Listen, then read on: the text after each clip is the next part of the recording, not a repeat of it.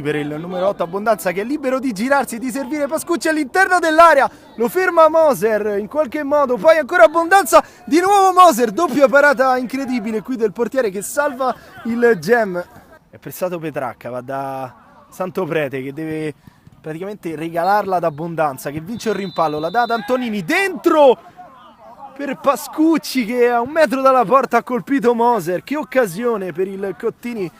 Schini e gli chiede di puntare l'uomo, non ci riesce però il numero 11, allora Abbondanza fa partire la ripartenza del Cottini, ancora Abbondanza, il tiro, Moser gli dice di no, c'è Pascucci poi che torna indietro da De Vecchis che calcia, ancora Moser, doppia parata per lui, calcio d'angolo per il Cottini che torna dal numero 88, colpo di tacco di Gallaccio per Pascucci.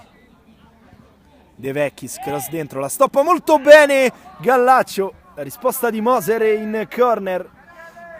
Tonetto, arriva sparato Tajani, lo supera Tonetto ma va a servire poi Gallaccio che tira, Moser gli dice di no e anche sul secondo tentativo di Di Vittorio riesce a bloccare. In gioco Petricca. Abbondanza. Urbani. Di nuovo per Abbondanza che ha spazio per calciare.